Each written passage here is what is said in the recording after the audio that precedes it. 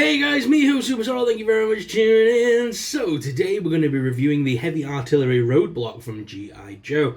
This was a Hasbro exclusive that I got from the Hasbro website. I pre-ordered it a long time ago, well, quite a few months ago now. It's finally showing up, as you can see. It's on the green screen, ready to go with the other Roadblock figures that we've had over the recent years as well. So I'll compare it to them, and we'll have a look at where he sits in the G.I. Joe line. So I'm very excited to have this one in my collection, guys. So let's jump straight in and take a closer look. Alright guys, so here is Heavy Artillery Roadblock. I'm very excited to have this one. Like I said, this one was a Hasbro exclusive. I got it from the Hasbro Pulse UK website.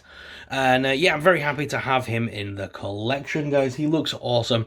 So I'm going to go ahead and break him out of the packaging today. So let's take a closer look, first of all, at the box itself. So I'm loving that artwork on the side, by the way. This is how I picture Roadblock from when I remember in G.I. Joe as a kid.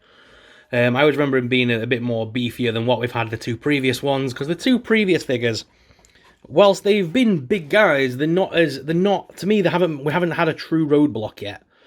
I always remember Roadblock, like I say, as being this big beefy guy. So that's I think that's the second one we had, the Island exclusive. Oh no, that's the original one, isn't it? This one was the Island exclusive one, I believe. So, I mean, yeah, both figures are pretty nice. They're decent in their own right. They all look different in their own right. But for me, this Heavy Artillery one is how I think he should look. So let's go ahead and break him open. Still got that same artwork piece on the back. They haven't really changed that since the G.I. Joe line started. I wish they would change it up a little bit. Oh, and there's the camera, I'm sorry. I wish they would change that up a little bit. On the side, we've got the same art piece that we had from the front. Not much more on the bottom, not much more on the top, other than the number 28 to designate his line in the series. Alright. There we go. Should have brought my scissors. There we go.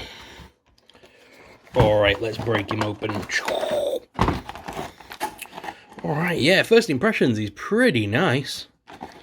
So we've got this big piece here. That's the, oh yeah.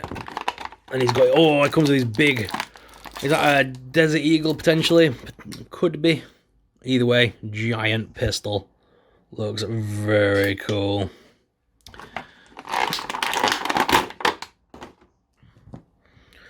Wow. Nice figure. Big barrel chested as well. He does look good.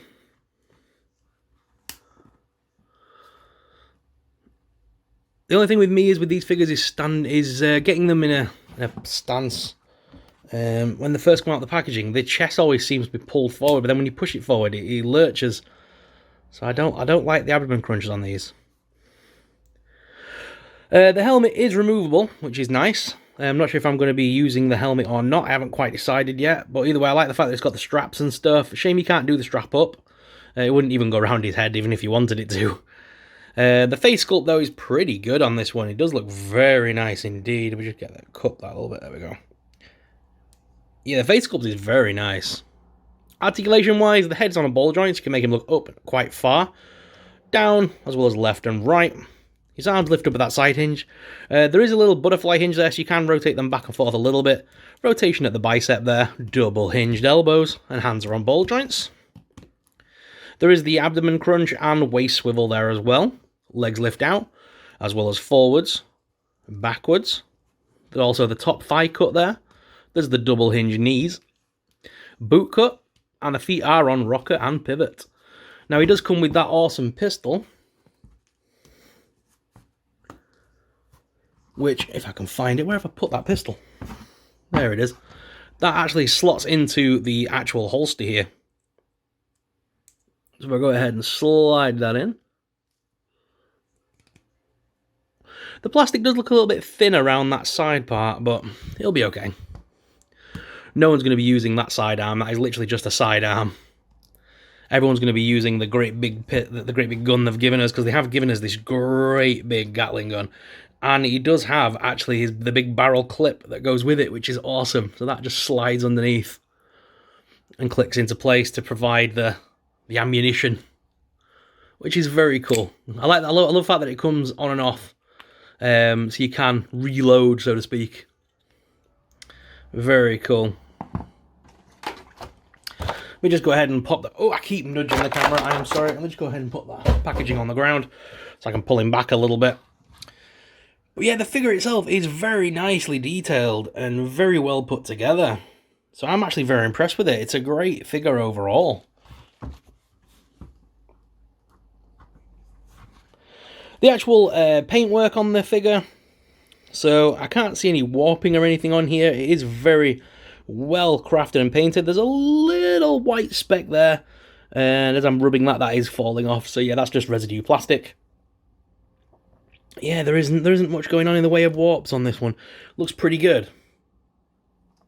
The joints all feel good. They don't feel loose. The only joint that I always find on G.I. Joes that I don't like, as I said at the beginning, is the abdomen crunch. I always feel like this is far too loose already, and I've barely moved it. So I always feel like he's gonna slump forward after a little while, whereas I want him kind of stood big-chested and, you know, stood to attention. Whereas I feel like he's gonna probably flop on my shelf after about a week. He's gonna go like that, because it just moves too much for me. I like the fact that we can put the hand on the end of the gun, though, as if he's about to draw. That's pretty cool. So you can have him kind of stood in a sort of a quick draw stance. But I think most people, like I say, are going to use it for the big gun, aren't we? So let's go ahead and try and get him to use that. I have to open up the hand a little bit here.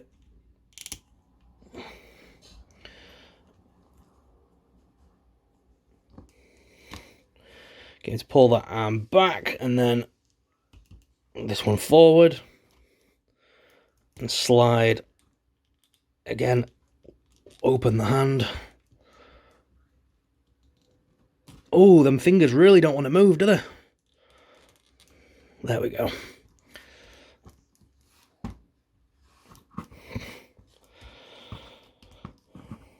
There we go.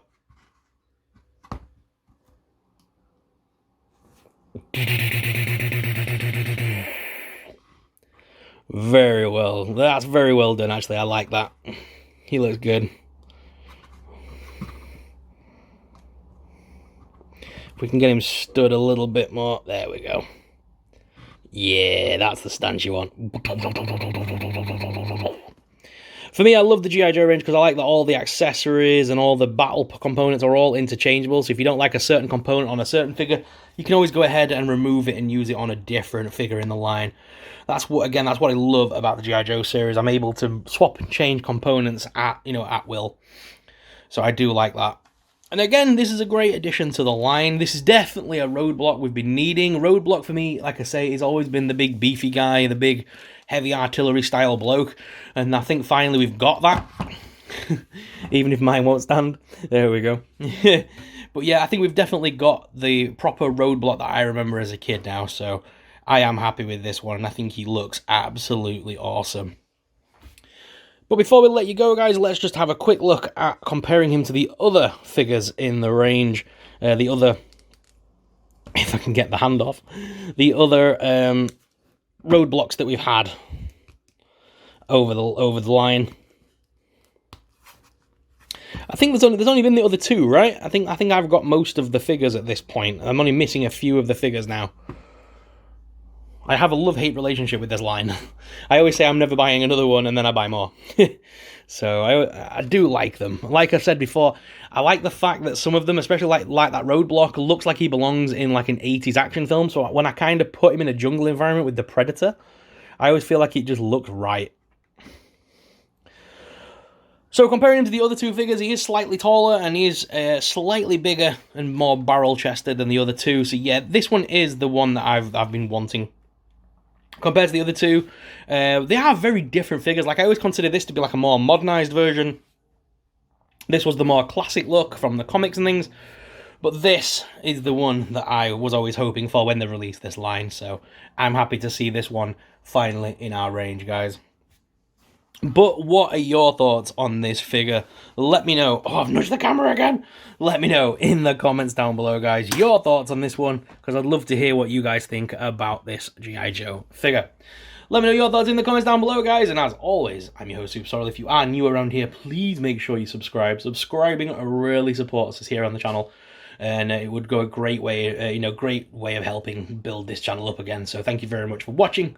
Let's go back to the main cam though and finish off this video. So guys, what were your thoughts on today's figure? Let me know in the comments down below. If you did enjoy today's review, then please make sure you hit that like and subscribe button. Subscribing really supports us, it really helps us out and helps us to keep making awesome videos. Thank you very much for watching, guys, and until next time, may the force be with you.